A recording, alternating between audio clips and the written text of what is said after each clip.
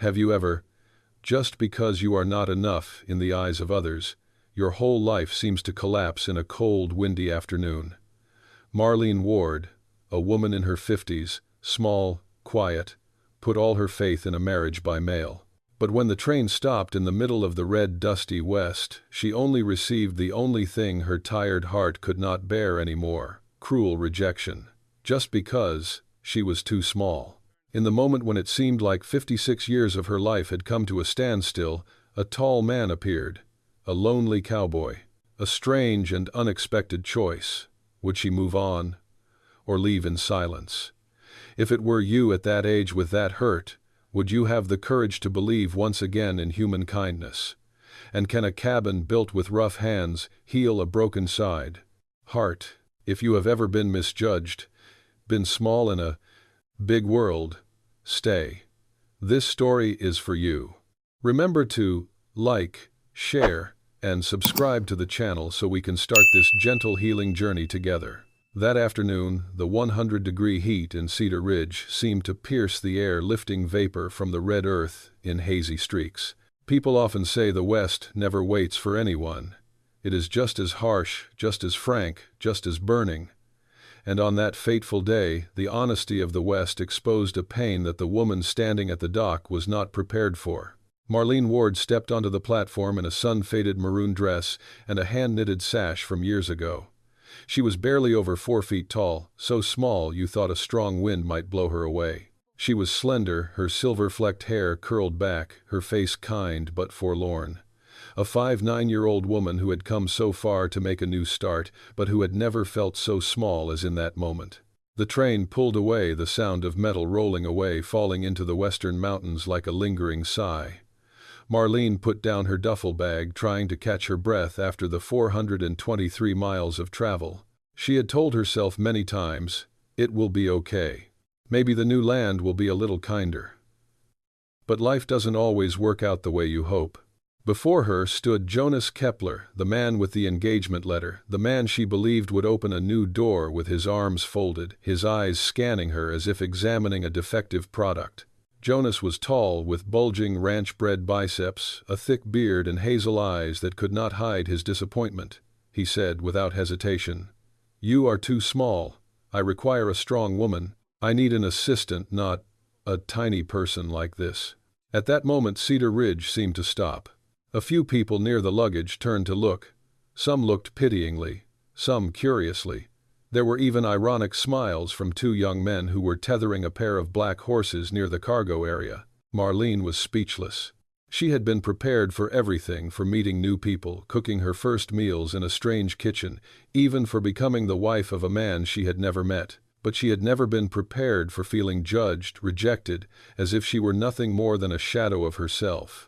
Jonas looked at her for another second, then turned away and said curtly, "I won't make a marriage certificate. Wait for the next train back east. I can't pay for a mistake." He walked away, leaving behind heavy footsteps and an eerie silence on the ground. Marlene stood there in the searing heat and the dry western wind, and in a moment that felt stripped of all her dignity. When you're near 60, people assume you're strong enough that such things won't hurt anymore. But the truth is, no matter how old you are, your heart can still hurt just as easily. She bent down to pick up the canvas bag. Her hands were shaking. It contained only the bare necessities: sewing tools, her late husband's Bible, a cotton dress, and the little money she had saved over the years. Marlene felt as if everything she had carried, including her fragile faith, was crumbling away. Why was I so foolish, she wondered. Am I really too small to be needed? Cedar Ridge was not an easy place to live. Its people were accustomed to drought, to sandstorms, to a lack of compassion. But for those few moments she felt like she was standing in the middle of a vast desert without a tree to lean against. She leaned lightly against the faded wooden bench, the wood grain warped by the sun. She closed her eyes to hold back the tears that threatened to spill. But grown-ups rarely shed tears, not because they didn't hurt, but because they knew tears had never saved anyone from loneliness. The neighing of horses in the distance echoed, mixed with the sound of wind chimes hanging from the eaves of the station. The smell of dry grass, hot earth, pine, from the northern hills, all seemed to linger around, reminding that the world still kept turning, even though someone's heart was broken. In that moment of weakness, she saw the sunlight ahead was blocked. A shadow fell on the ground so large that it blocked the corner of the sunlight that was shining directly into her eyes. Marlene opened her eyes. Before her stood a tall man, so tall that she had to tilt her head back to see his full face. He stood in the afternoon light, his dark brown cowboy hat tilted slightly, casting a shadow over his eyes. His ash-green flannel shirt was faded from the sun, the sleeves rolled up to reveal muscular arms covered with old scars. His stance was as silent as an old cypress tree. He didn't speak right away. Just looked at her with a look that Marlene couldn't explain, not pity, not curiosity, but the deep respect of someone who understands another's pain without words. His voice was low, hoarse, and slow, like the sound of earth cracking in the dry season. "Ma'am, no one deserves to be left behind like that." Marlene blinked, not sure she heard correctly. He knelt down to pick up the cloth she had dropped, touching it with a care unexpected from someone of such a large build. "In this land," he continued, "strong winds can blow many things away, but kindness should not be among them. There are moments in life when you don't remember what you said. You only remember how it felt." For Marlene Ward, that moment felt like a door opening. A woman whose back was turned by the whole world suddenly met a look that made her no longer feel invisible. And she didn't know that the moment Caleb Boone appeared before her, the moment his tall shadow blocked the hot western sun, would also be the fateful moment that would change her entire life. Late afternoons in Cedar Ridge always carried a tightness in the chest, as if the world and sky were holding something back. After the incident of Jonas Kepler's rejection, Marlene remained on the bench by the train station, clutching her duffel bag, looking down at her travel-worn boots. The wind blew across, carrying the clang of metal from the western barn fence and the smell of pine resin from the high hills to the north. All of it blended into a sad western song. Beside her, Caleb Boone stood still, not rushing, not interrupting, not trying to dispel her sadness. His presence, silent but not neglectful, created a strange warmth, the kind of warmth that made a long-time loner want to cry at the slightest touch. After a few minutes he spoke, his voice as deep as the ancient soil at the foot of the step. "Ma'am, I have a wagon parked out back on the lawn. If you don't mind, I can take you to your temporary accommodation."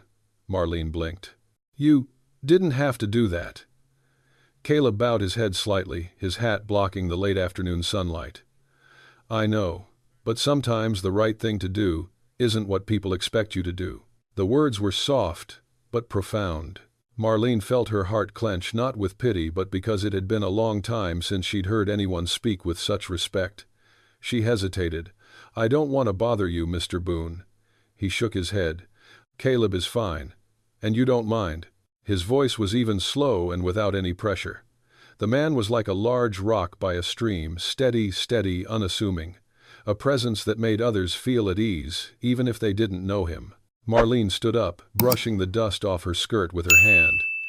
"Well, thank you." Caleb nodded, then walked ahead enough so she could follow without feeling led. The old wagon sat under the shade of the only tree by the station, its bed wide and covered with a faded canvas tarp. The black Morgan horse stood still, occasionally flicking its tail to ward off flies. "This wagon's a little old," Caleb said, "but it runs fine. It's a bumpy ride back to where I live. Just let me know if it's uncomfortable." His thoughtfulness made Marlene feel awkward, an awkwardness she hadn't experienced in years. She climbed into the bed of the wagon using the wooden step Caleb had pulled down. His hand, large as an oar, reached out behind her to keep her worn shoe sole from slipping, not touching her, just there as a silent reassurance. "Thank you," Marlene said softly. "Willingly," Caleb replied. Then he climbed into the front seat and gently pulled on the reins. Morgan tossed his head and walked slowly down the red dirt road that ran through the town. Cedar Ridge at sunset was a golden red like an unfinished painting. The houses were far apart, each one a small isolated dot on the vast land. The wind whipped the dust into small swirls, then swept it across the road, leaving behind the smell of dry earth. Caleb kept the wagon moving slowly. He glanced at Marlene occasionally but didn't ask questions, didn't try to fill the silence with pleasantries. He understood that some pains needed to be quieted before they could be touched. Marlene glanced at him several times. The man had a square face and a jaw as hard as a plateau. Deep wrinkles ran along the corners of his eyes, not from age but from the sun and wind.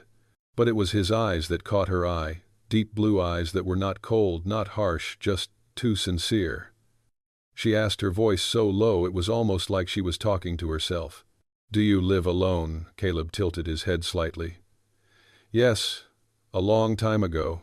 "Were you married?" Before he was silent for a moment, as if retrieving some memory. "Yes," he said, "but they're all gone.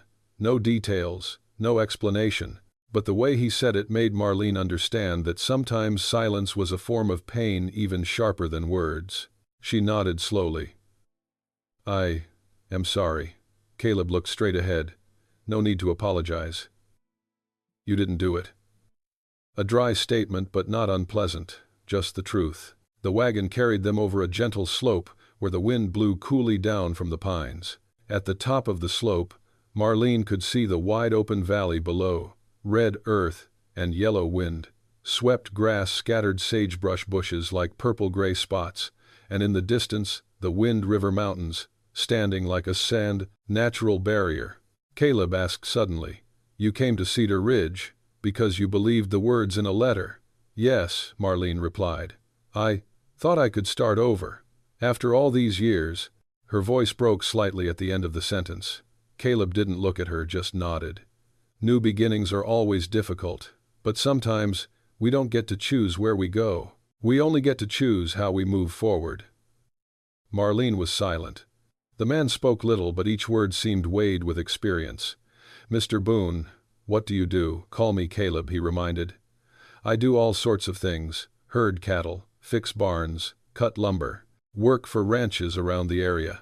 Then he slowly added, "But mainly, I build houses." Marlene turned to look at him. "You built a house," Caleb nodded. "By hand. Not many people do it the old way anymore. But I'm used to it." Using his bare hands to build a house in the middle of the West, just hearing it you can feel that it is a part of the soul of this land. His silence turns out not to be meaningless silence, but a reflection of a life of hard but sincere labor. A breeze blew through the wagon. Marlene clutched her scarf. Caleb saw the movement and reached for the wool blanket in the back seat. "It's getting cold. Put this on to keep warm." "Thanks, but keep it on. It's probably colder tonight." Caleb shook his head slightly. "You need it more." As he placed the blanket over her shoulders, Marlene felt an unexpected warmth, not just from the thick fabric, but from his simple kindness. The kind of unpretentious, uncalculating kindness that only comes when one has endured enough to understand that the world is inherently harsh. It was getting dark as the wagon climbed the second slope. A faint yellow light appeared in the distance, probably from Callum's hut at the foot of the hill. The land was wide, but the light was so small it looked like a candle flickering in the darkness. Marlene looked at the light, her heart suddenly pounding. "Mr. Boone." "Ah, Caleb. Are you taking me back to your place?" "Yes," he answered honestly. "There's nowhere else for you to sleep at Cedar Ridge. But don't worry. I'll put you in the outer room. It locks from the inside." His voice was unwavering. It did not touch a woman's sensibilities. The way he answered was like he was asserting an uncompromising moral principle. Marlene looked at his hands, gripping the reins, his knuckles large, rough, scarred, but holding the reins as gently as if they were something fragile. "You are not an approachable person," she said slowly. Caleb let out a small laugh, a rare, low, short laugh. "No, but I know I'm the one who doesn't hurt anyone." The wagon rolled under the purple sunset. A woman who had just been abandoned by the world, a man with too much silence in his soul. Two people walked silently, side by side in the sound of the western wind. No one said anything more. But in that silence, something began to grow. And Marlene, for the first time in years, felt not completely alone. The road down the valley narrowed as the wagon entered the less traveled area. The sagebrush bushes on either side of the road gave off a slightly acrid smell as the cold wind blew down from the mountains. The sky had turned a deep leaden blue, the first few stars twinkling against the endless expanse. It was so quiet that Marlene could hear the dry grass scraping against the underside of the car. Caleb's cabin finally came into view. It was nestled at the foot of the northern hill, backed by tall old pines, with a flat area in front that overlooked the valley.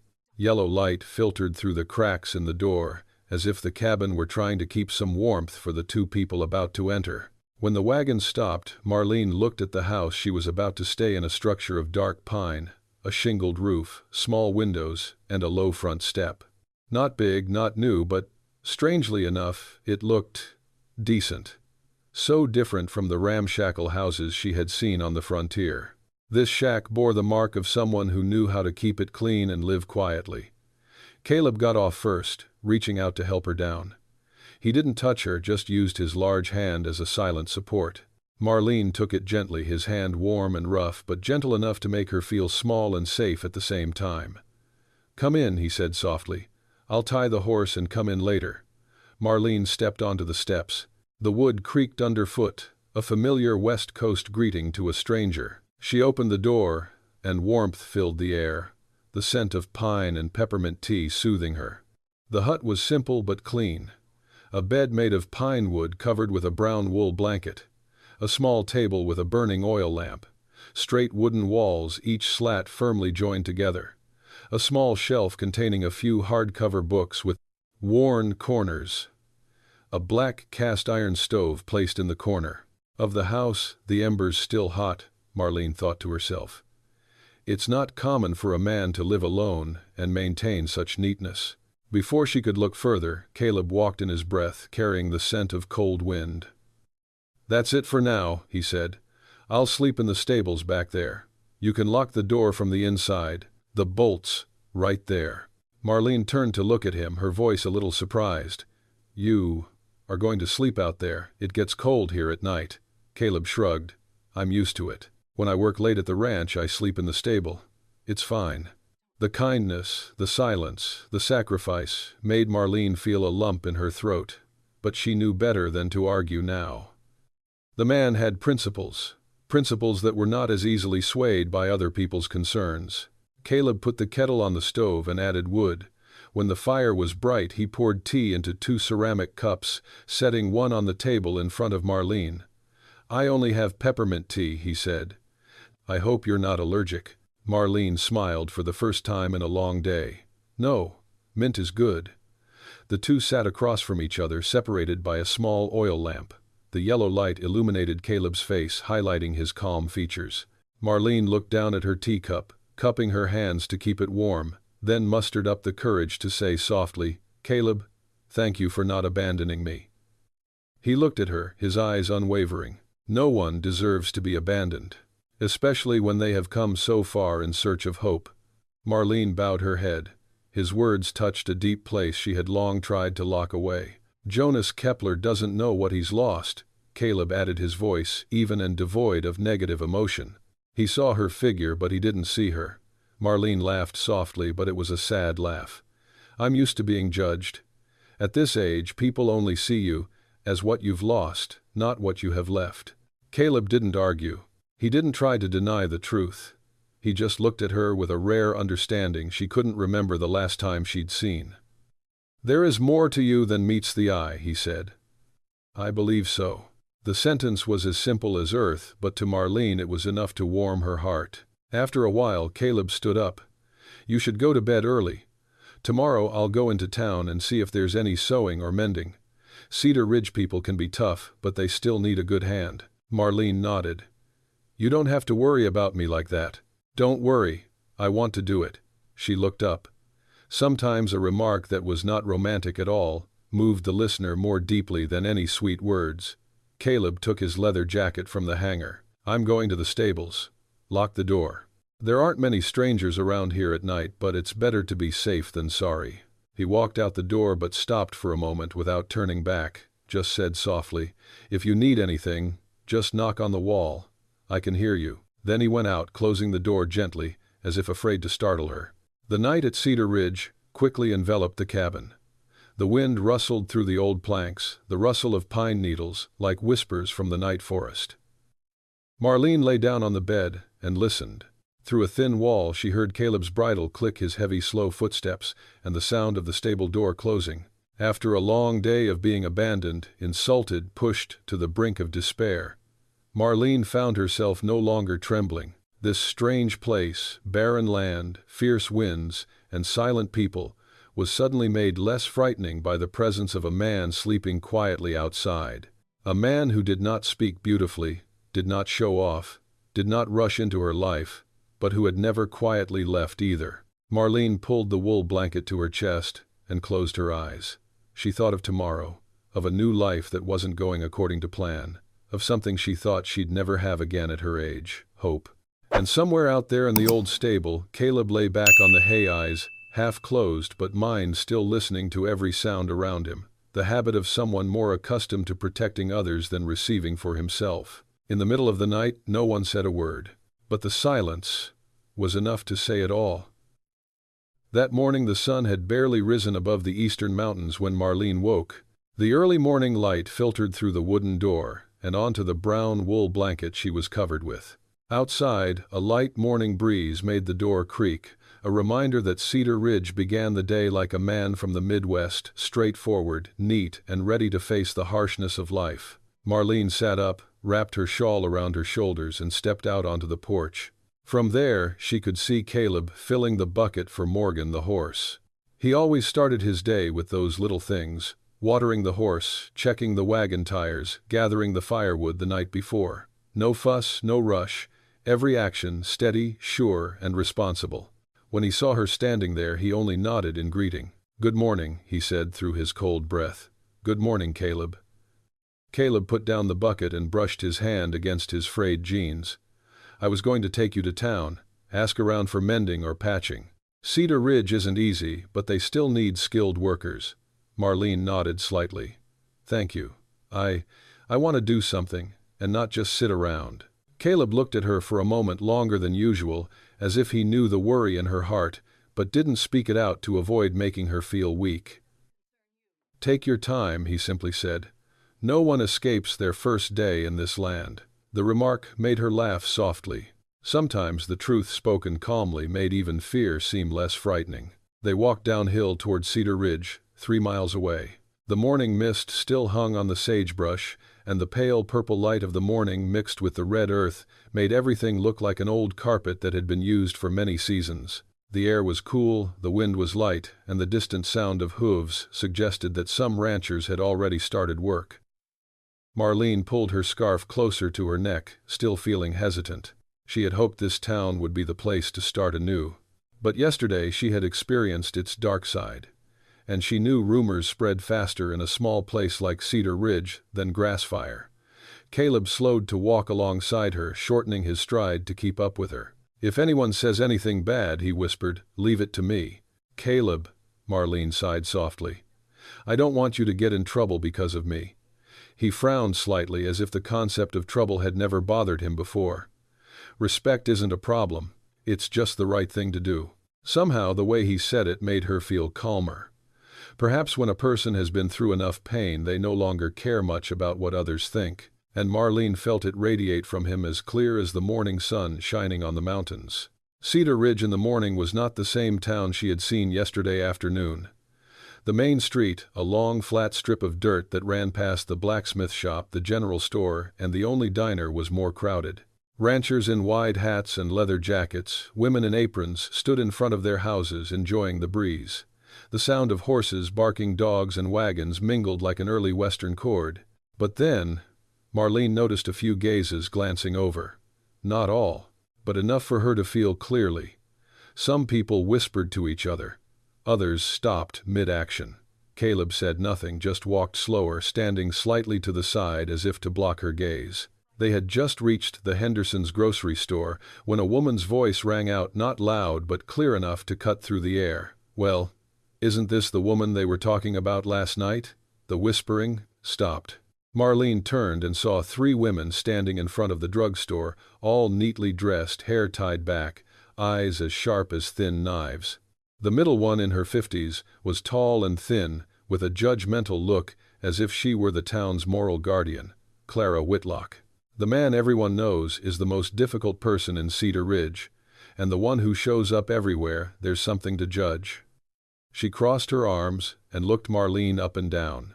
"So you're the one from the east," Clara said, her voice as flat as dry salt. "The one Mr. Jonas broke off his engagement to at the station." Marlene squeezed her shoulder, trying to keep her voice calm. "Yes, but that's over." "I just came." "No," Clara interrupted. "That's not over." She stepped closer until the distance was only a few steps. "She was living with Mr. Caleb Boone last night. Here, that's like telling the town. You don't know how to keep yourself." Marlene stood still. The hot, dusty wind blew between them. It took a long time before she spoke. "I have no other choice." Clara curled her lips. "Everyone has a choice. A decent woman doesn't stay in a stranger's house. There's a county workhouse for people like you." "She did nothing wrong," Caleb said immediately, stepping between the two. Clara looked up at him, her eyes narrowing. "Mr. Boone, you are a good man. But your kindness sometimes makes people misunderstand.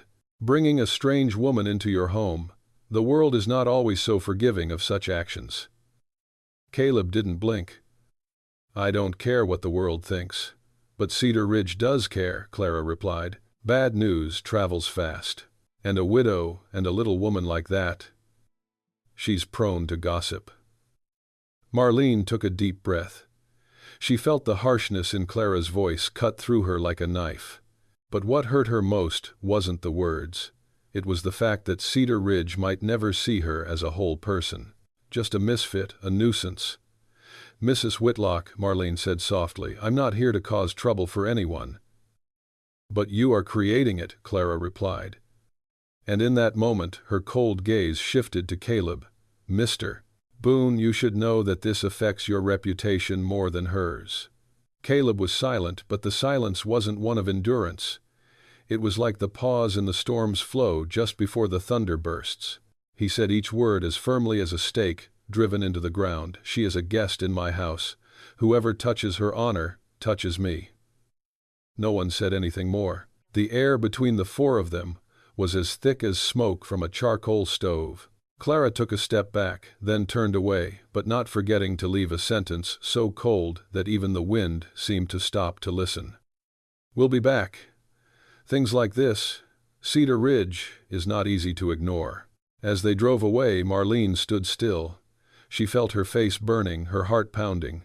Shame, hurt, fear, all mixed together.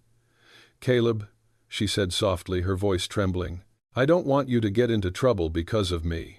Caleb put his hand on her shoulder, not squeezing, just touching lightly as if to keep her from breaking. "I have lived long enough to know that one cannot be fed by what others say. You do not need to worry about me." But Marlene knew the worry in her wasn't for him. It was for herself. Suddenly she wasn't sure Cedar Ridge could be the place to start over. And in that very moment, another fear flashed through her mind. Was she dragging Caleb into her troubled life?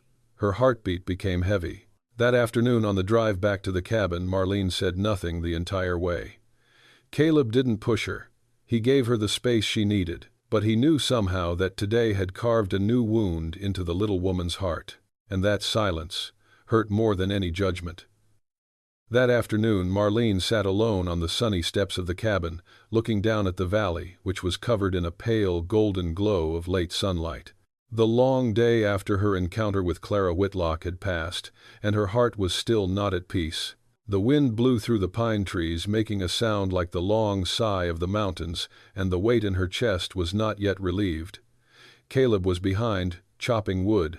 Each blow of his hammer was steady, like the heartbeat of someone who knew what he had to do to keep the day orderly.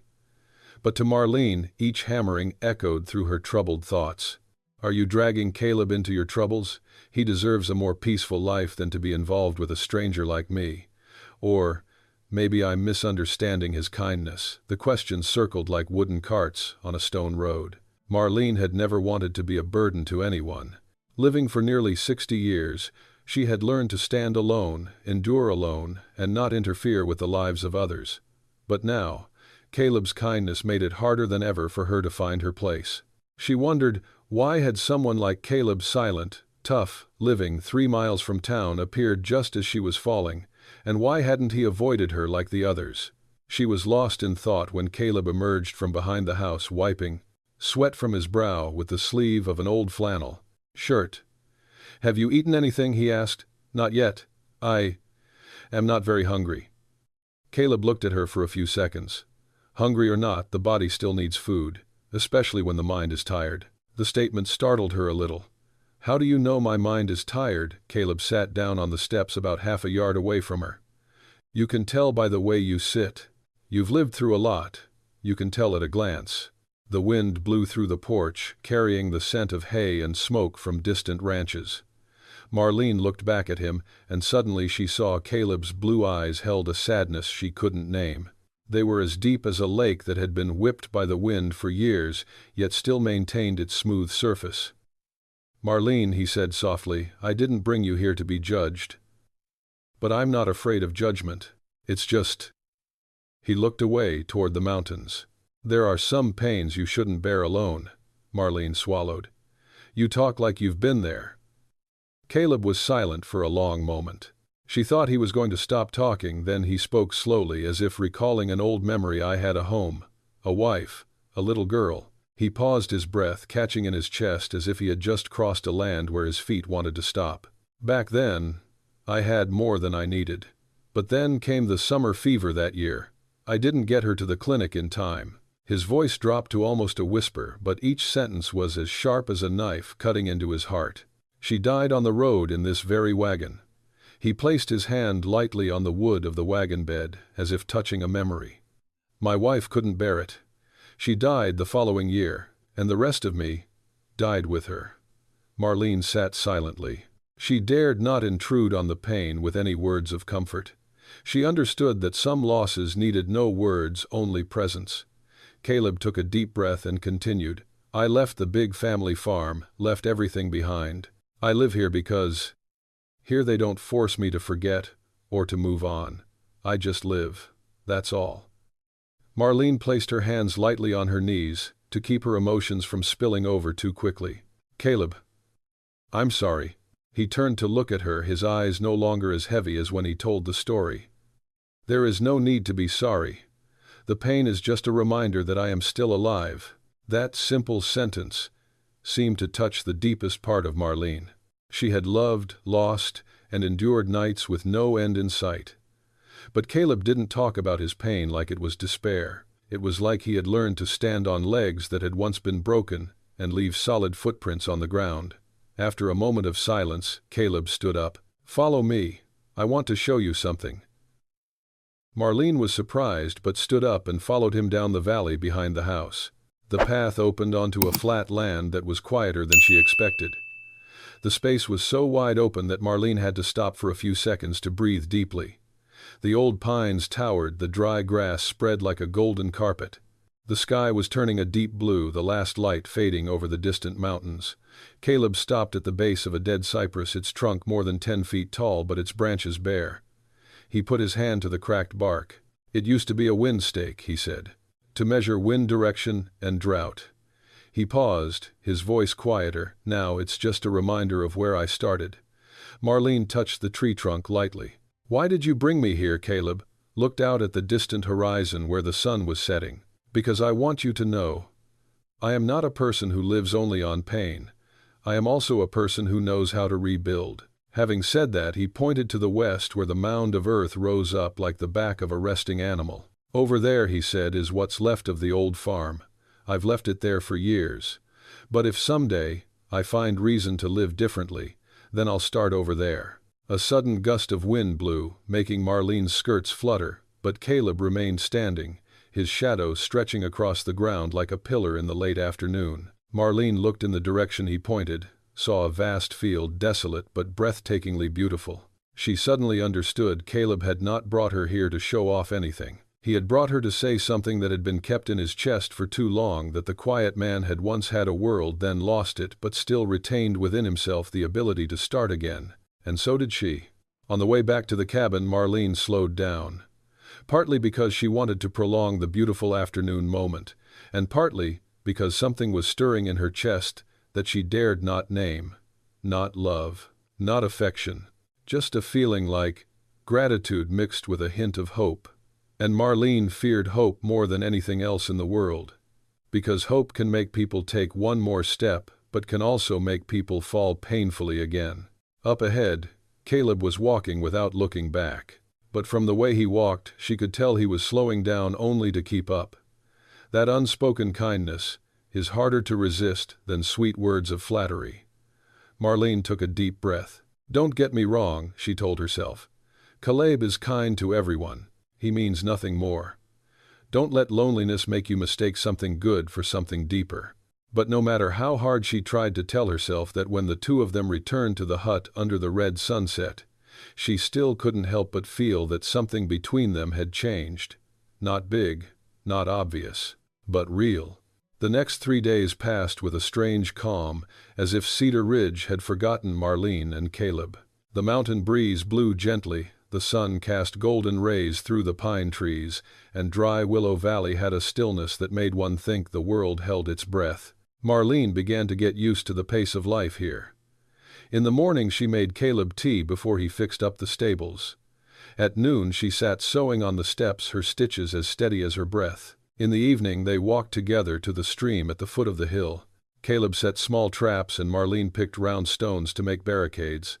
Nothing special, nothing to wow anyone. But to her, each of those moments was like a small thread connecting the two of them, a thread that neither of them dared to name. This morning, as Marlene was folding the clothes Caleb had left on the table, she heard him knock lightly on the doorframe. "Marlene," his voice came slowly, "are you free? I want to ask you a favor." "Go ahead." Caleb motioned for her to follow him outside. They walked toward the hillside, where the thin morning light cast a thin veil of mist on the grass. The dirt road was soft underfoot, and their footsteps mingled with the wind. When he reached the old pine thicket, Caleb stopped. "I need to mend my old leather jacket," he said. "It was torn last winter." He held it out, his large hand holding the flap open for her to see. It was a heavy, stiff coat with old seams and dark, weather-worn leather. There was a 3-inch tear at the shoulder. "Do you wear this a lot?" Marlene asked. Caleb shrugged. "It's not a pretty thing, but it keeps me warm. I'm used to it." Marlene turned the shirt inside out. The seams were rough but sturdy. Some of the stitches had been mended long ago, probably by Caleb's late wife. She felt her throat tighten slightly. "I'll be careful," she said softly. "Things that hold memories should be kept for a long time." Caleb looked at her for a long second. Then he said just 2 words, "Thank you." His voice was so low that it seemed to blend with the sound of the wind blowing through the pine trees. When they returned to the hut, Caleb carried a small bundle of wood. "I find the cabin a little chilly," he said. "It's windy tonight. I'll chop some wood so you won't get cold." Marlene pursed her lips slightly, an indescribable feeling creeping into her heart. This man is so kind that one is afraid of misunderstanding. She understood her own nature. At this age, the heart is not as easily moved as it was in her 20s. But because it is not easily moved, when something makes it move even a little, people are afraid. Afraid of being wrong. Afraid of delusion, afraid of hope. While Caleb chopped wood, Marlene sat sewing his coat. With each stitch, she noticed her hands shaking slightly. What is this she feels? Love? Or something else? And if it is something else, is it too late? The sound of the hammer chopping wood echoed steadily behind him. That sound was like the man's calm heartbeat, steady, steady, never wavering for anyone. Marlene lowered her head further, trying to concentrate on the stitching. At noon, the two of them went to the stream to get water. They walked side by side, just enough distance to not touch, but not too far apart. Neither of them said much. The silence between them was not uncomfortable, but rather a special kind of communication between two people used to enduring loneliness. When he reached the stream, Caleb set down the iron bucket and watched the clear water flow over the green rocks that glittered in the sunlight. "I like this place," he said. "It's quiet, like I've never had in a long time." Marlene bent down and scooped water into her palm. "You used to have peace." Caleb shook his head slightly. "I've been happy, but not peaceful. Yet." She looked at him. "For me, peace is when you don't have to struggle anymore. It's when you have a place to stand without fear of the ground collapsing." Caleb was silent. After a moment, he turned to look at her. "So, you see where this might be." The question made Marlene stop breathing. Her heart ached, not with pain, but with fear. Afraid that she would want to believe it, afraid that she would build up a hope she wasn't sure Caleb could provide. She replied in a voice as light as the wind, "I don't know yet. Everything is still new. I fear I am relying too much on your kindness." Caleb lifted the bucket of water, his large arms strong but his movements surprisingly light. "Kindness is not something to be taken advantage of," he said. "It's just part of how I live. As for how you feel, you don't have to worry so quickly." Marlene bowed her head, avoiding his gaze. But that very saying made her feel something she dared not name: faith. That afternoon, as the sun began to set, they stood together in the clearing in front of the cabin.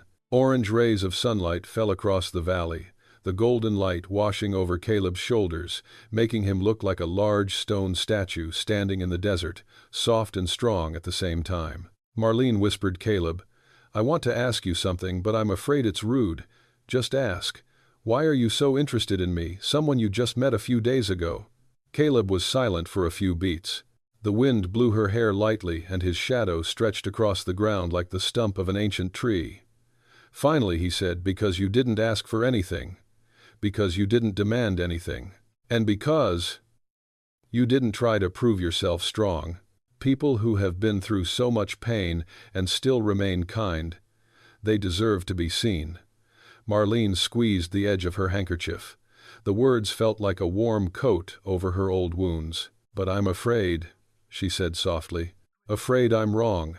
Afraid I'm expecting something you don't have." Caleb turned to look her straight in the eye. "Marlene, I don't want you to think about anything right now. Just let me know you're not alone." She took a deep breath, the deepest one in years.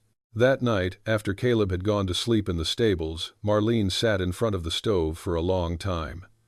The small flames cast flickering patterns on the wood paneling like swaying memories. She thought of her ex-husband who had been gone for many years. She thought of age, of how tiring life was, of pain she thought she would never overcome. But then, she thought of Caleb, and she knew it wasn't him she was afraid of. What she feared was herself. Afraid that this old heart would once again demand what it had once had to give up, she placed her hand on her chest and closed her eyes. "Marlene, don't rush. Don't let loneliness lead you too far." But in the deepest place where she dared not look, a small bud was sprouting. Not love, not yet. Just the belief that maybe, just maybe, life hadn't closed all the doors in her face. And the figure of Caleb Boone, the tall, silent man who always stood out in front when the wind blew hard, might be the first sign of something new coming.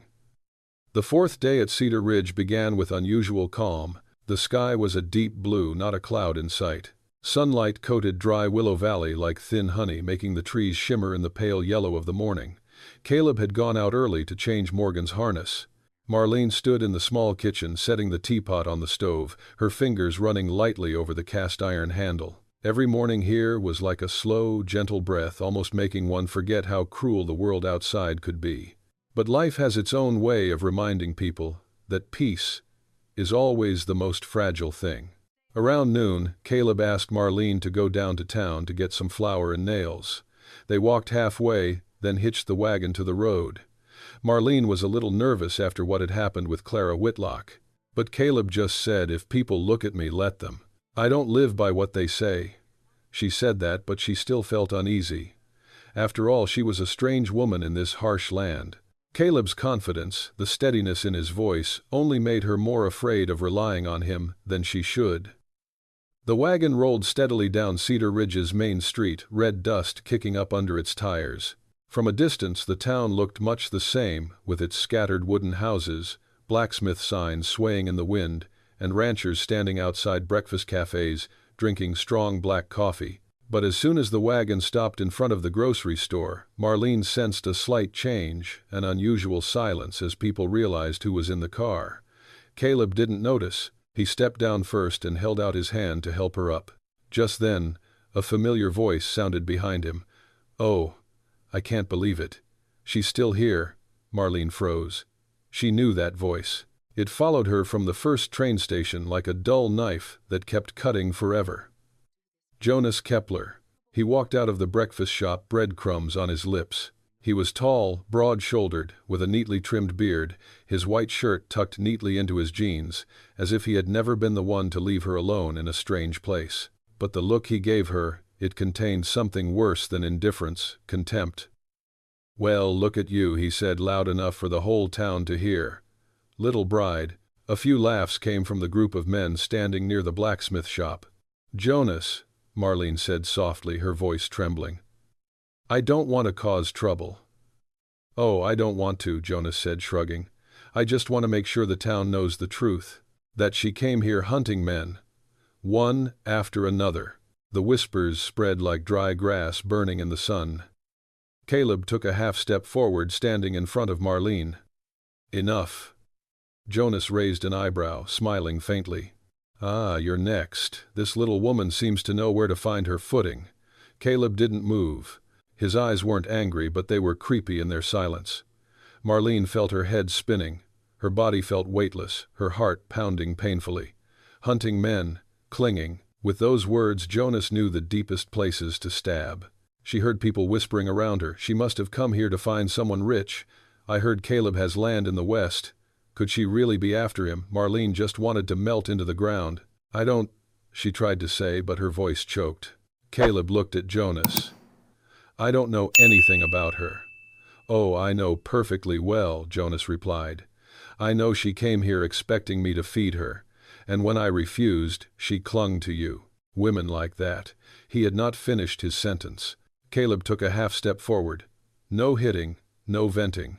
But the way he stood there, nearly 7 feet tall, his shadow so long it seemed to cover the ground, made Jonas suddenly fall silent. "What are women like?" Caleb asked, his voice low and deep, without a trace of tremor. Jonas swallowed, looked around, trying to find support, but the people standing nearby huddled in silence, a particular silence that Westerners knew well, not standing in the path of a charging bull. Caleb continued, slowly but heavily, like the sound of breaking stone. "She came here to find a decent life, not to be humiliated. And I won't let anyone humiliate her." The atmosphere was as tense as a bowstring drawn to its limit. Jonas forced a smile, trying to keep his composure. "What are you trying to do? Protect her in return?" "Not for anything in return," Caleb replied, "but because it was the right thing to do." His words fell to the ground like arrows piercing deep into the hearts of the listeners. But for Marlene, the pain wasn't in Jonas's words or Caleb's protection. It was the things Jonas said that forced her to face her greatest fear. Jonas said that because he wanted to break her. But what made her tremble was that she was afraid that part of what he said was true. Afraid that she was relying on Caleb too much. Afraid that she was using his loneliness to fill her own emptiness. Afraid that Cedar Ridge would never see her as a decent person. Afraid that if Caleb thought like Jonas, her heart would break again. Marlene turned away, unable to bear the feeling that the town was looking at her as if she were here to beg for something. Caleb turned to look at her. "Marlene." She shook her head, her eyes were wet. "Caleb, I need to go home." Her voice was so low that she didn't even realize it was her own. Caleb started to step forward but stopped. He looked into her eyes and saw the pain there, a pain that went deeper than Jonas's words. No argument, no pressure, he just nodded. "Okay, I'll go home." The wagon rolled slowly down the hillside. The wind picked up on the descent, whipping dust from the hem of Marlene's dress. She said nothing. Caleb was silent too, though he kept his eyes on her with every little glance. Nearing the cabin, Marlene finally spoke. "Caleb, I don't want you to get a bad name because of me." "No one gets a bad name for telling the truth," Caleb replied. "I don't want your life to be disrupted." "Marlene, my life has been in turmoil for years. You are not the cause." She clasped her hands in her lap, her hands shaking slightly. "But I'm scared. I'm scared people will think I'm here for your land, for your help." Caleb turned, his eyes filled with sadness for the first time. "I know you're not like that, but they don't know." Caleb sighed. "Let them think. The desert wind doesn't care what people say about it. Neither do I." Marlene looked down at her feet. "Caleb, I just don't want to be a burden." He turned around and looked at her seriously. "Marlene Ward, you are not a burden. If I ever felt that way, I would say so, but I have never seen you like that." She listened, but her heart was still torn. Pain from Jonas's words. Pain from the town. And most painful of all, she feared she was beginning to see Caleb as more important than she dared admit. When the wagon stopped in front of the shack, Marlene got out, her legs still shaking. She turned away quickly because if she stood there another second, she was afraid her heart would say something she didn't dare to hear. That evening, Caleb sat on the steps for a long time. Marlene was in the cabin, the door closed, the lights out earlier than usual. Two people, one afraid of the world's judgment, one afraid of the past returning, are standing on opposite sides of a thin wooden door. And the wind blowing through the valley seemed to remind us that the peace was just a prelude to the storm. The night wind in dry Willow Valley was not like the wind of the day. It was cold, thin, and wrapped around everything like a hazy silver silk. Marlene stood inside the cabin looking out the small window. Moonlight fell on the steps, where Caleb Boone still sat alone, silent as his shadow. She had turned off the light early, thinking the darkness might help her calm down. But the darkness only magnified small sounds, the wind whistling through the wooden roof, the sigh of the dry earth, and the silence of the man outside. A silence that made her heart ache like a twisted knife. Marlene wanted to open the door, to come out and say that she wasn't mad at him, that Jonas Kepler couldn't hurt her unless she let him, that she was stronger than that. But her heart told her that if she stepped out, she would no longer be able to keep the distance necessary to protect herself. Over the past 3 days, she had found herself relying on Caleb's kindness more than she had ever intended. Each morning he came, each time he cut wood, fixed the roof, carried a torch to the firewood basket. It had all drawn her closer to him in small steps she no longer recognized. And today, in front of the whole town, Caleb stood up for her, not with his fists, but with the calm and directness of a man who knew what was right. That made her both touched and scared, because one can only be deeply hurt by those one lets into one's heart. And Caleb stepped too close. Caleb sat outside, his elbows on his knees, staring out at the dark horizon. He didn't call Marlene out, didn't knock, didn't try to explain further. She's in pain, he told himself, and the pain of someone like Marlene needs silence to breathe. He knows that because he was there too. He looked at his hands, hands that had sewn horsehide, lifted logs, rescued newborn calves, broken rocks, and built roofs. Big, strong hands, but they couldn't touch the fear of a woman who had been abandoned too many times. In the cold night, Caleb wondered, am I making her too dependent on me? Is it right to stay close, if it makes others more afraid than safe? He was not a man good with women's hearts. He knew about earth. He knew about animals. He knew about silence. But the look in Marlene's eyes this morning, hurt, trembling, trying to be strong, had pushed him into territory he had never been before. An emotional land where he was completely passive. And that made Caleb scared. Inside the cabin, Marlene sat on the edge of the bed. She heard the slight creaking of wood as the wind swept through the cabin. The thin shawl draped over her shoulders did little to help. She clasped her hands together, her heart shaking. Not so much because of the cold, but because of the decision she knew she would have to make soon. A decision that could change the rest of her life. She couldn't sleep. Every time she closed her eyes, the images of Cedar Ridge flashed before her, Jonas's face, the sardonic smile, the pattern of the questioning glances. The words stung like poisoned arrows at her every attempt to rebuild her tattered self-esteem. I don't want you to be troubled because of me. Her words still hung in the air as the afternoon wore on, but what she didn't say was that she was afraid Caleb would look at her the same way Jonas looked at her. His eyes looked at her as if she were a weakling in need of salvation, or worse, like someone trying to cling to him. Marlene couldn't stand it. Her past of hard years, sewing for pennies, pitying looks from neighbors, lonely winters, all of it tore her apart into someone who only wanted to keep a small bit of pride for herself. She couldn't lose that part. She couldn't let Jonas take it away. But she couldn't let Caleb accidentally touch the fear she tried to hide. Near midnight, Caleb stood up. He was about to leave the porch and head for his home more than a mile away. But when he reached the bottom step, he stopped and turned to look at the closed cabin door. In that brief moment, he fought back. Leave to give her some space to breathe. Or stay to let her know she's not alone. Part of him wanted to leave because he didn't want to force Marlene to face something she wasn't ready for. But the rest, the deepest part of him, didn't want that dark cabin to become a container for her fears. She's had enough of being alone, he thought. Finally, he came to the door and knocked gently, his voice lower than the wind. Marlene, I'm out here. Not to bother you. Just to let you know, you don't have to face this alone. Inside, Marlene held her breath. His words brought tears to her eyes and she couldn't hold them back. The silence lasted so long that Caleb thought she was asleep. But a few seconds later, light footsteps sounded from behind the door. The door opens. Marlene stood there, her thin sweater draped over her small shoulders.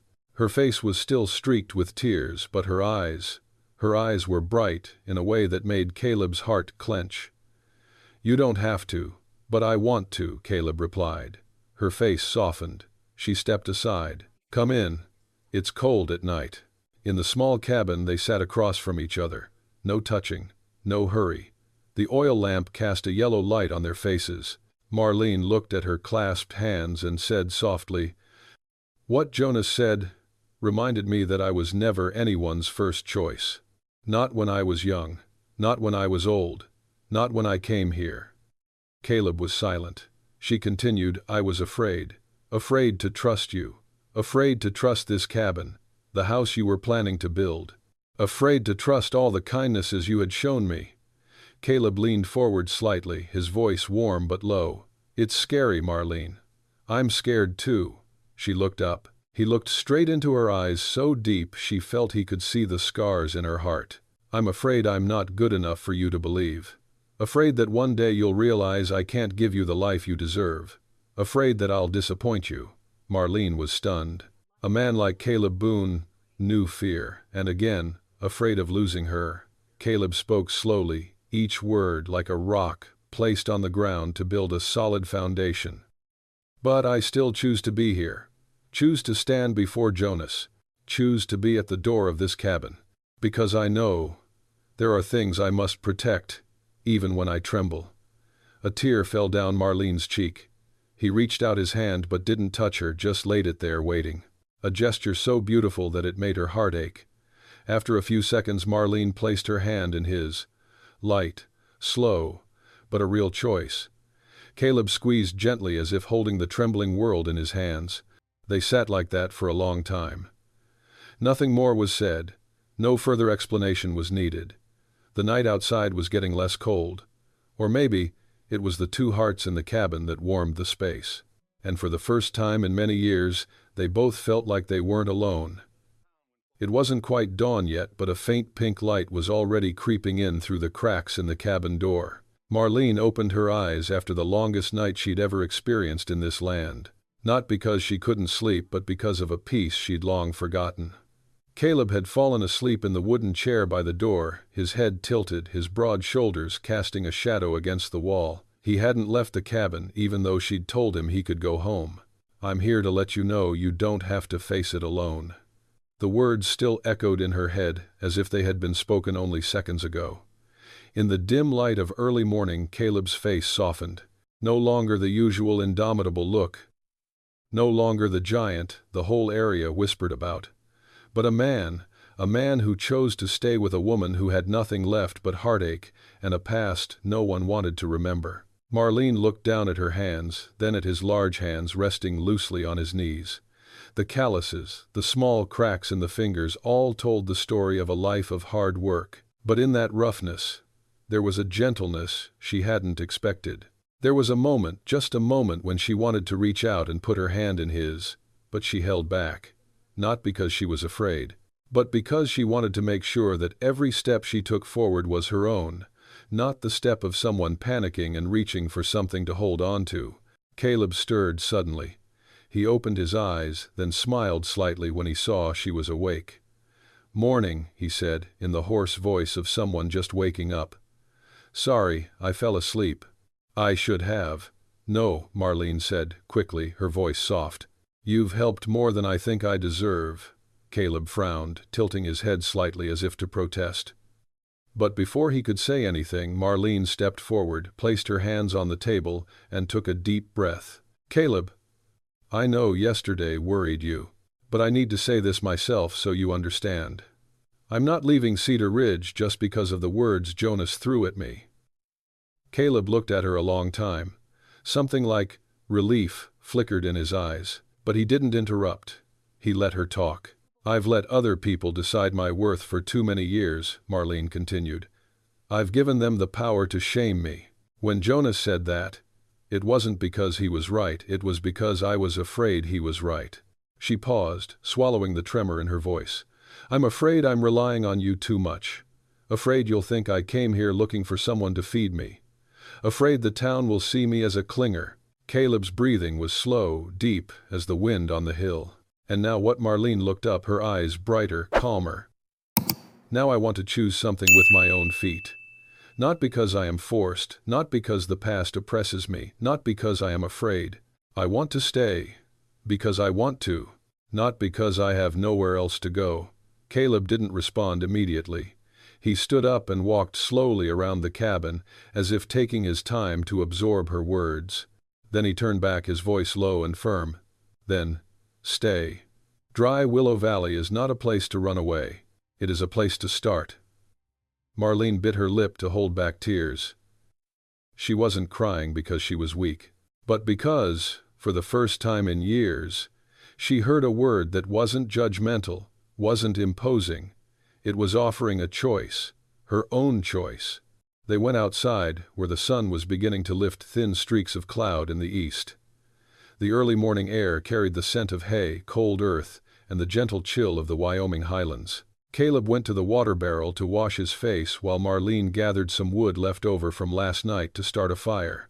That peace made her feel a little less afraid. Then suddenly Caleb said, Marlene, I think we need to go back to town. She turned around, worry spreading across her face. You want me to face Jonas? No, he said, shaking his head. Not for him, but for not letting him dictate our course. Marlene was silent for a few seconds, then asked softly, Do you think people will say something again? Caleb smiled, a rare, small smile that was strangely reassuring. They will talk. Because they are free. And I live. A simple sentence, but it seemed to untie a knot in her heart. In town, the wind still rustled along the wooden eaves, stirring up the distinctive highland dust. Cedar Ridge was not crowded in the morning except for a few early traders and men waiting for work on the red dirt square. As the wagon stopped, all eyes turned toward them, not exactly hostile but curious, scrutinizing. Caleb stepped down first, then held out his hand. Marlene hesitated for half a second, but then she placed her hand in his, not because she needed his help, but because she wanted to master her own fear. The whispers began, the little bride.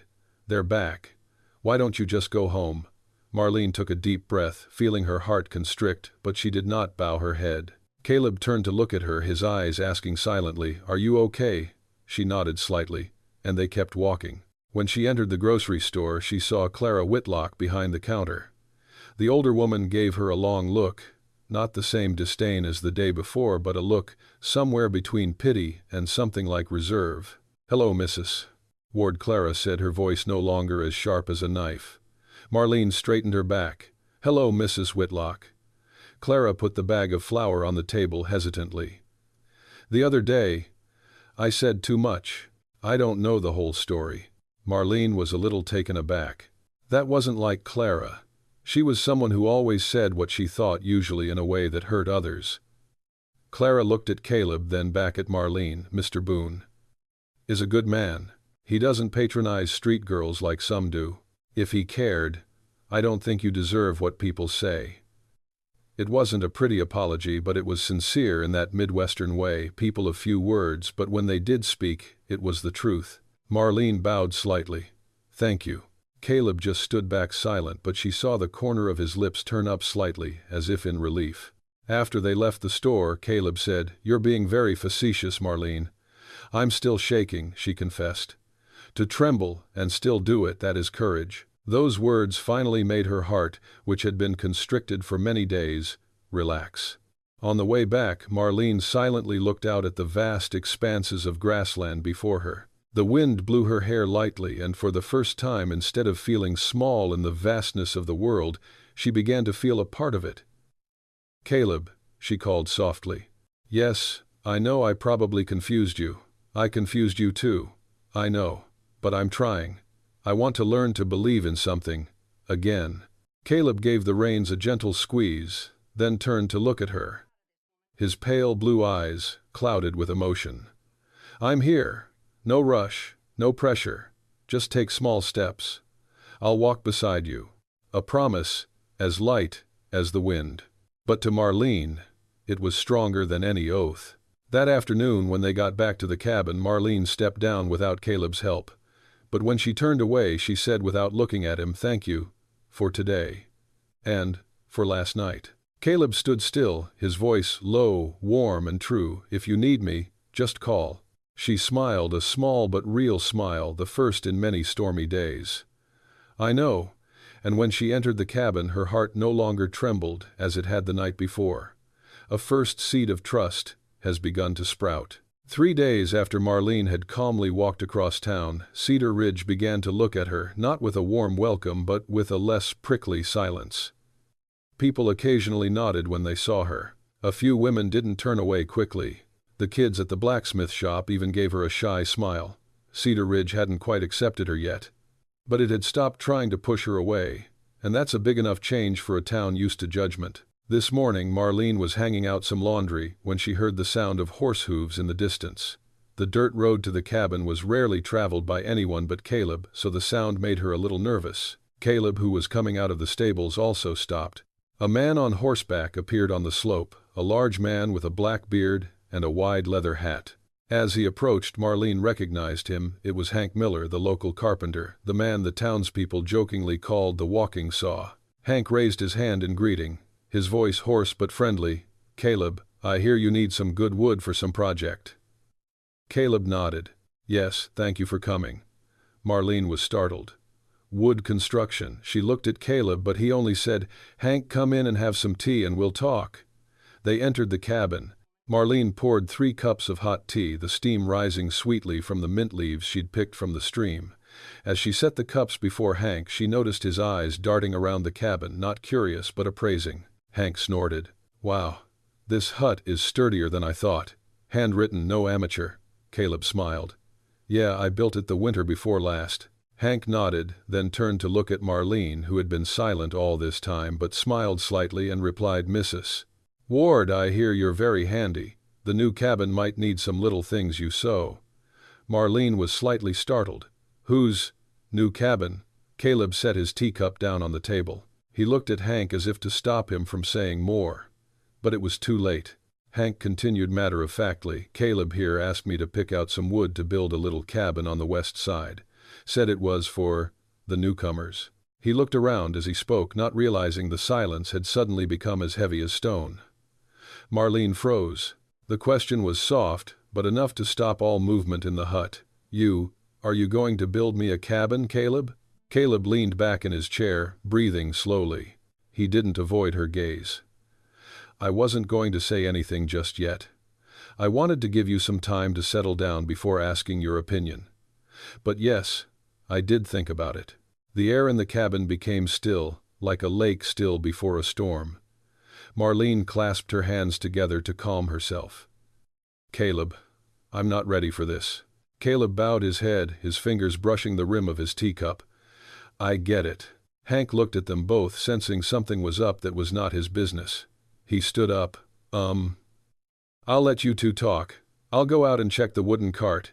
And he disappeared out the door like a gust of wind. The cabin became too quiet. Caleb stood up, walked to the window, and looked out over the western hills where he had chosen a flat spot under 2 large cypress trees to build his new cabin. "Caleb," Marlene said, "why are you doing this? Why are you trying to build a house for me?" He turned back. "No hiding, no downplaying. Because you need a place of your own. Not to depend on me. Not to sleep in my cabin. Not to listen to what people say." And because he inhaled, then spoke in a voice Marlene had never heard from him, honest and vulnerable. "I want you to have a place that is yours. A place where, if you choose to stay, you stay because you want to, not because you have to stay with me." Marlene stood still. His words didn't push her away. But they didn't pull her in either. It put her right at the center of choice, something she had never had before in her life. And that was what made her heart tangled like an old ball of thread. She turned away, feeling a mixture of emotions swirling around her. He's so kind. He's giving me freedom, but I'm afraid to accept it, because if I do, I'll owe him too much. Or worse, I'll want more than he can give. Caleb stepped closer, keeping enough distance so she wouldn't feel pressured. Marlene, if you don't want to, I'll stop. I want you to say it. She looked up, her eyes glistening with tears. I'm not against cabins. I'm just afraid. What are you afraid of? He asked, his voice murmuring like the wind through the valley. Afraid I'd misinterpret your kindness. Afraid Cedar Ridge would gossip again. Afraid what you'd do would make people think I was relying on you more than I wanted. Caleb nodded slightly. If people talk, let them talk. They forget. They always forget. As for me, I will do what is right. And the right thing now is to give you your own home. Marlene choked. But how did you know I would stay? Caleb bowed his head and spoke so softly that only she could hear. I don't know. I just want you to know that if one day you decide to leave, the only thing that keeps you here isn't because you don't have a place to go. It's because you really want to stay here. A gentle breeze blew through the crack in the door, carrying the smell of hay and a gentle chill. Marlene felt her eyes burning. For the first time, she realized Caleb didn't see her as weak and in need of help. He saw her as someone who had a choice, someone who deserved her own place, a valuable person. Hank returned a few minutes later, scratching his head as he found the air cooler than when he had left. I have some good pine. We can start in 2 days if Mr. Caleb wants. Caleb looked to Marlene as if giving her a decision. Hank, wait, she said. Hank wrinkled his nose. Pause, Marlene nodded. Not completely. It's just, I want to see the land first. I want to choose it myself. Hank raised his eyebrows, amused. Oh, that's different. I like people who choose their own land. No one wants to live where the wind blows in their face all winter long. Caleb smiled very slightly. Marlene realized he didn't expect her to say yes. He just wanted her to say, I want to decide for myself. And she just did it. After Hank left, Marlene stood on the porch looking west. Low hills, 2 old cypress trees standing like natural gatekeepers. The afternoon sun poured down into the valley, making the land a soft, silken gold. Somehow, she felt her heart feel much lighter. She said softly, Tomorrow, can you take me to that place? Caleb nodded. Of course. And, I want to see what the cabin will look like. Caleb pursed his lips, trying to hide a smile, but the corners of his eyes softened. I will draw some sketches. Marlene turned back into the cabin, her hand lightly touching the wooden door frame. For the first time, she wasn't just surviving. She was starting to dream of a place she could call home. Something quiet but bigger than anything Jonas could ruin. The next day, as Marlene had promised, she accompanied Caleb to see the land where he planned to build his new cabin. The day was beautiful. The sun stretched across dry Willow Valley, casting long shadows across the brown soil between 2 old cypress trees. A gentle breeze blew by, causing Marlene's skirt to flutter. Not because of the cold, but because she felt something like excitement, fear, and hope mixed in with it. That feeling makes her feel much younger than her actual age. And that is sometimes even scarier than the gossip. Caleb stood beside him, his hands on his waist, his eyes scanning the grounds. This is the place I had in mind, he said. A little high but good in the sun. Not too close to the stream to avoid the rainy season and not too far from my cabin. Marlene looked around, her heart sinking. She saw a flat expanse of land large enough for a small house. She saw golden grasses bending in the wind. She saw deer tracks, and she imagined a small porch where she could sit and drink her morning tea. She took a deep breath. Caleb, I haven't thought about having a home for years. He turned his eyes as calm as a lake. So now you can think. Marlene smiled sadly. It's not that easy. Caleb nodded. No pressure. It doesn't have to be easy. Just what you want. The words sent a gentle breeze across her chest, like a warm ray of sunshine. They sat under the cypress to rest. Caleb spread out the wool blanket he always carried when traveling. The wind on the hill blew hard enough to carry the scent of resin. "Do you really believe I can stay here?" Marlene asked softly. "I don't know what you'll choose," Caleb said, "but I believe you can." A simple sentence, but enough to make her nose sting. In life, she often has only two choices: choose the less painful one, or choose the forced one. And now, this is the first time she was chosen because she wanted to be. When they returned to the cabin, Marlene stood in the doorway for a long moment. She thanked Caleb and went inside, folding her shawls and putting away a few odds and ends. But as she set the sewing frame down on the table, her chest tightened. A thin, slow pain, like old memories, were slipping their hands into her heart. She sat down in a chair. One hand was on her chest, the other hand was on the edge of the table. "It's okay. Just nervous. I've been so emotional all morning." But the pain was not from her body. It was from a memory that had surfaced after so many years of trying to bury it. Memories of her dead husband. Memories of years of widowhood lost and destitute. Memories of rooms she never dared call home. Memories of feeling like she had to be strong so no one would pity her. "Marlene, why are you so afraid of having a roof?" Her own voice echoed in her mind, full of anguish. And the answer appeared painfully clear, because when she lost a home once, she was afraid of losing it again. Caleb noticed the lights weren't on like they usually were. He stood outside for a moment, and then knocked lightly. "Marlene, are you okay?" A heavy silence. Then she replied, her voice small but not trembling, "I'm fine. Come in." Caleb walked in and saw her sitting at the table, her eyes wandering as if she was looking into a distant memory that he could not reach. He approached, not sitting down right away, just standing there, respecting the space she held. "Marlene, if you think the cabin thing isn't the right time, we can stop. No pressure, no blame." He just wanted her to not be in pain. Marlene shook her head slowly. "It's not the cabin that scares me.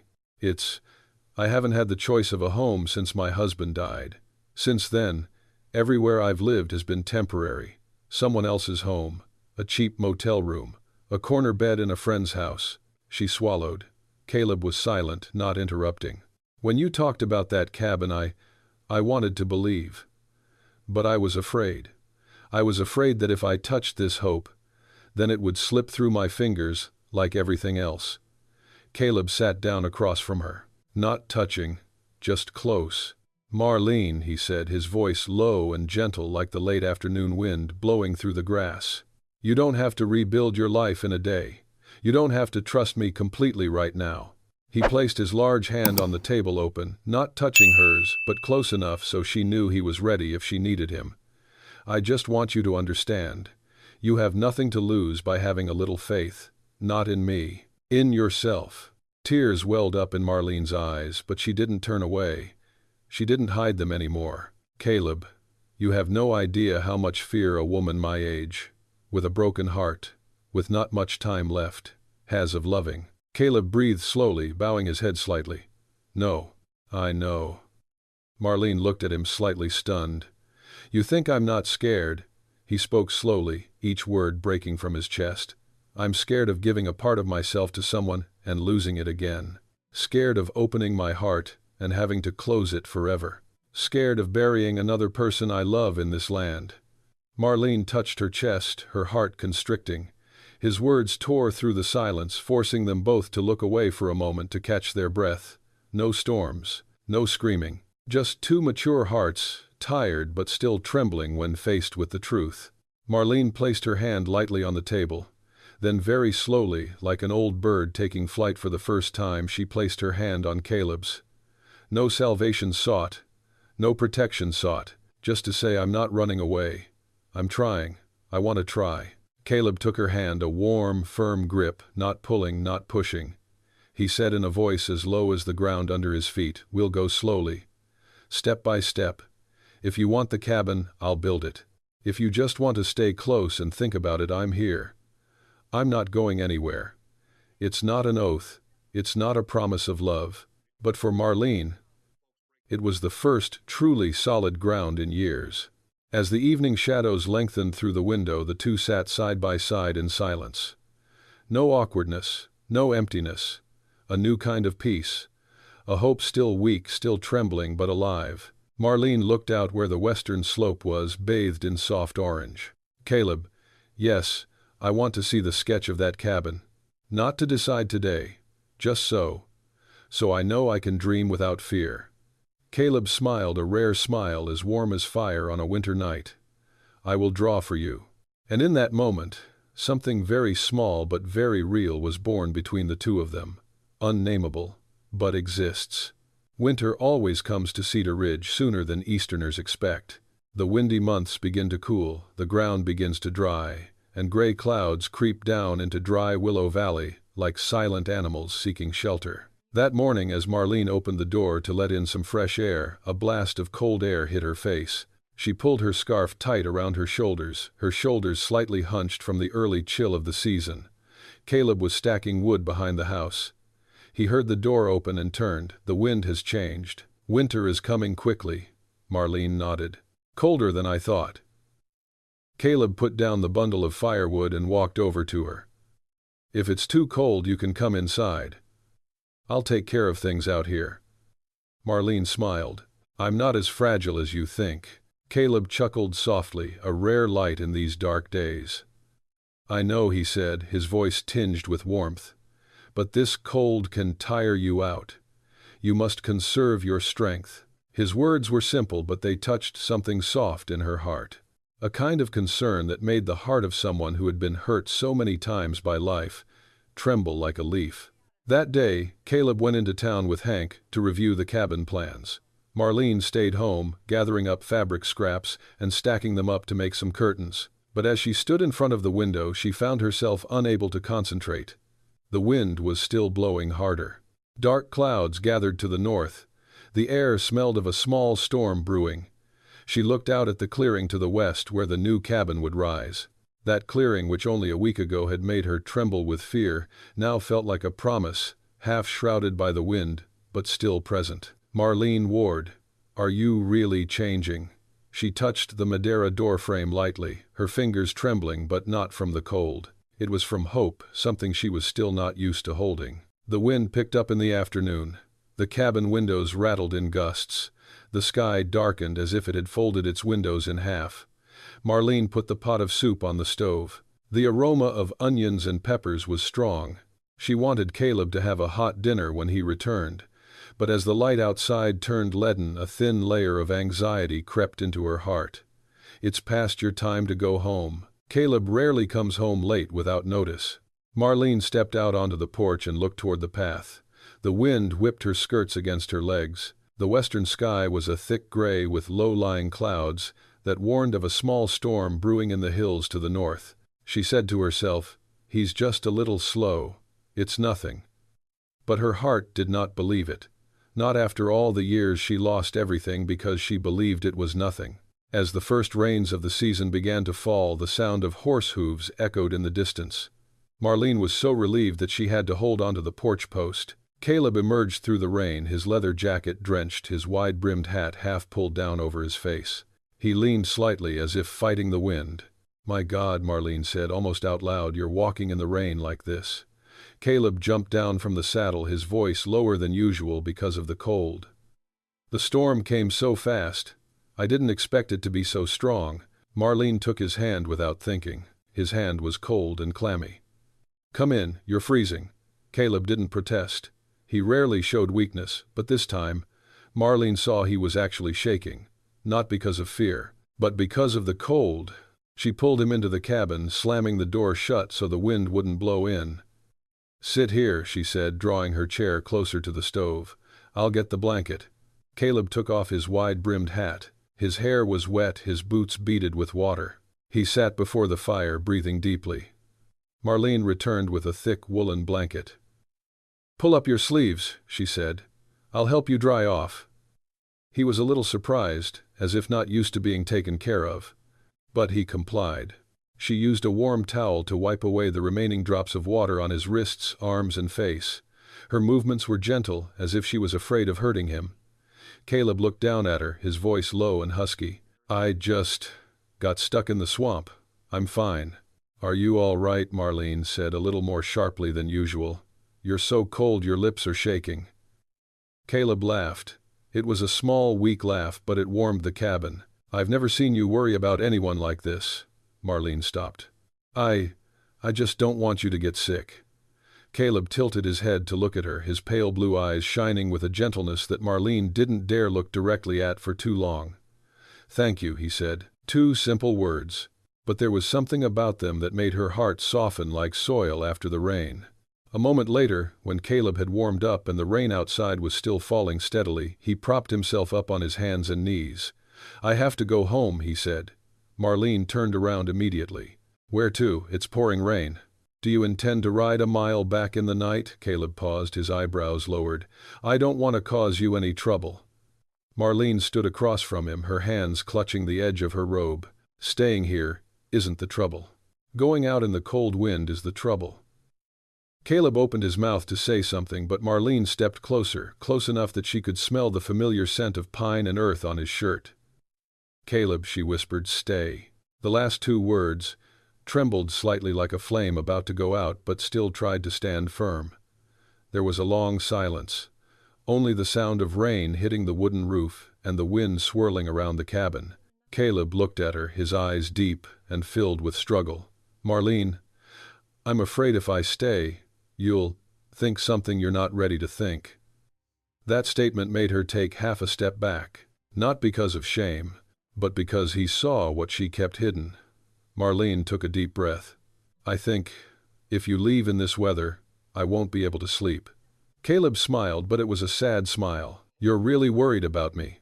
"And you think that's wrong?" Marlene asked, both afraid and challenging herself. Caleb shook his head. "No, I'm just afraid it will hurt you later." She looked at him for a long time, then said, "Caleb Boone, I'm afraid of something else. I'm afraid of waking up tomorrow morning and finding you've come back out into the cold alone." The windows rattled from a strong gust of wind. The cabin was warm, but outside was a deep gray like the storm in their hearts.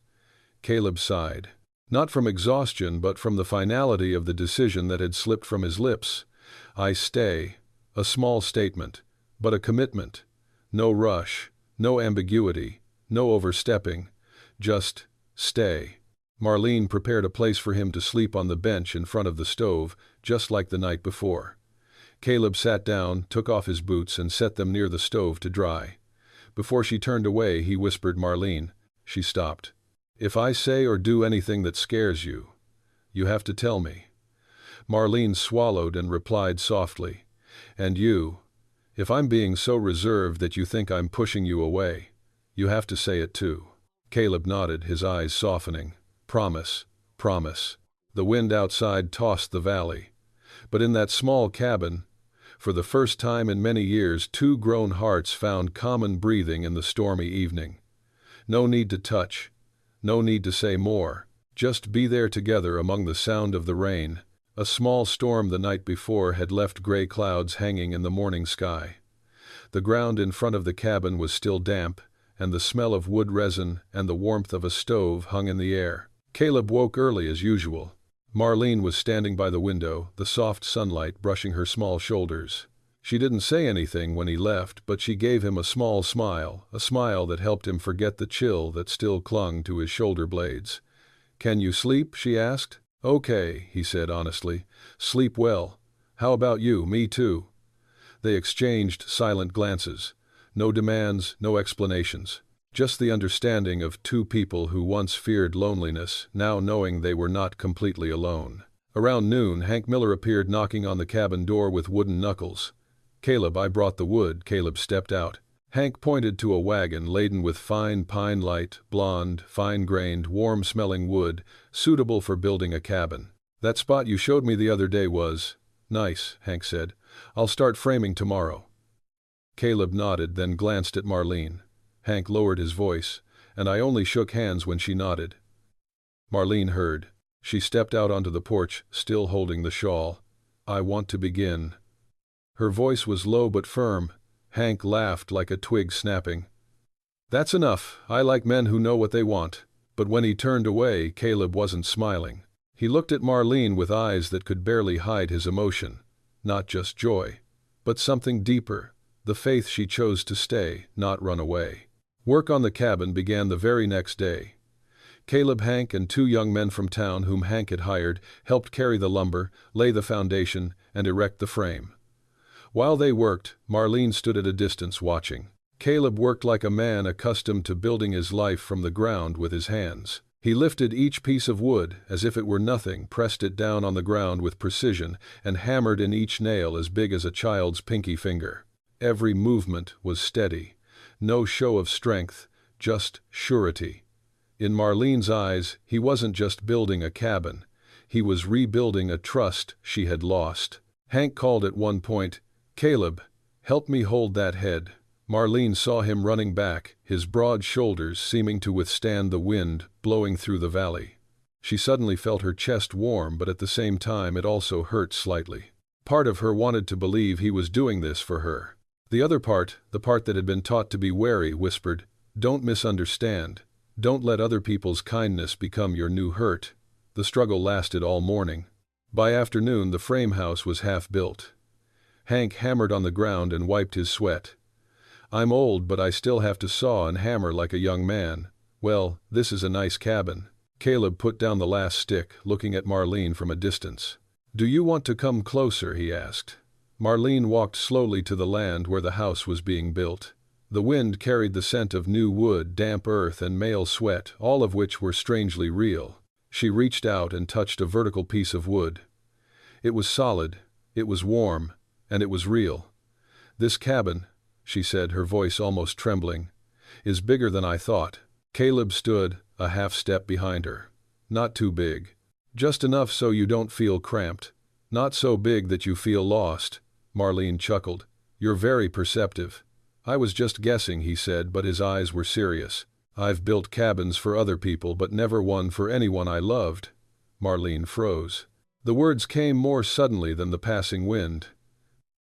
Caleb realized and continued slowly, "Marlene, I don't know what your future holds. I don't want to scare you.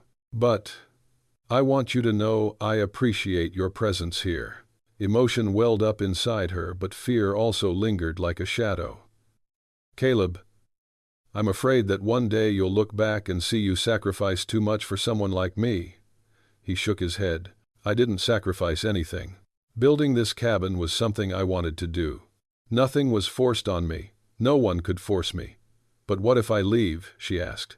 "What if I change my mind?" Caleb was silent for a moment, then said in a voice as deep as the earth beneath his feet, "If you leave, the cabin will be an empty home.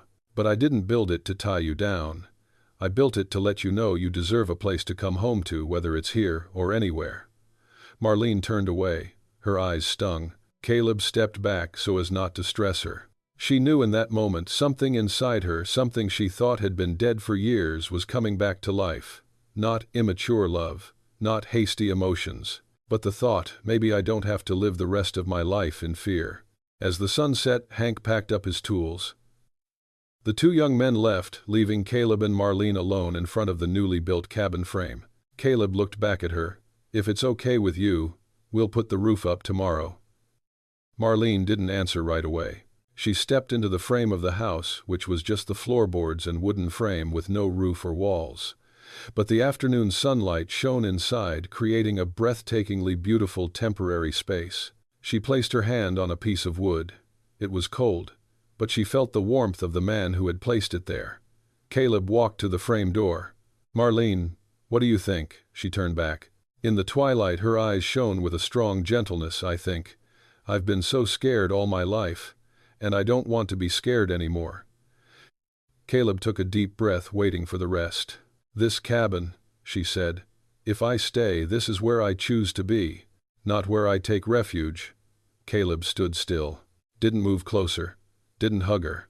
He knew that moment had not come yet, but he could not hide the relief that flashed across his eyes. "Marlene Ward," he said, his voice warm and firm, "you have just chosen the bravest thing anyone could choose." She smiled, a real, full smile like the moon emerging from behind dark clouds. "And you, Caleb Boone," she replied, "you just created something I thought was gone from my life. What hope!" The wind blew, casting soft sunlight on the slowly forming cabin. And in that vast space 2 grown men stood face to face, no longer driven by fear but by a slow, deep and utterly real trust. That night, Marlene stood by the window, looking out at the half-built cabin. Caleb had gone home, but before he left he said, "I didn't build the cabin because I wanted to change your life. I built it because I felt you deserved a home. What happens between us will be our choice." Marlene placed her hand over her heart. It doesn't shake like before. The fear may still be there, but hope is big enough to stand beside it.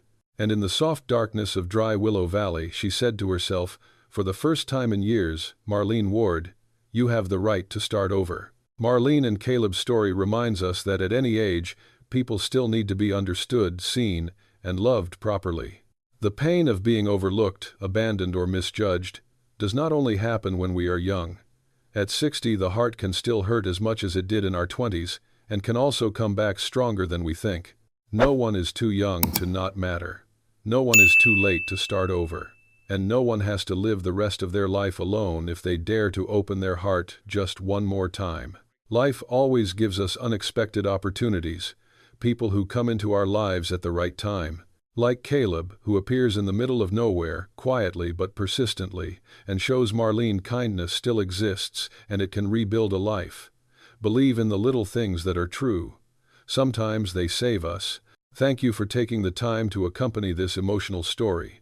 If you find some warmth, some hope, or see yourself somewhere in Marlene and Caleb's journey, please like, share, and subscribe to the channel to continue spreading healing and humane stories. See you on the next journey. Stay safe and keep a little fire burning in your heart.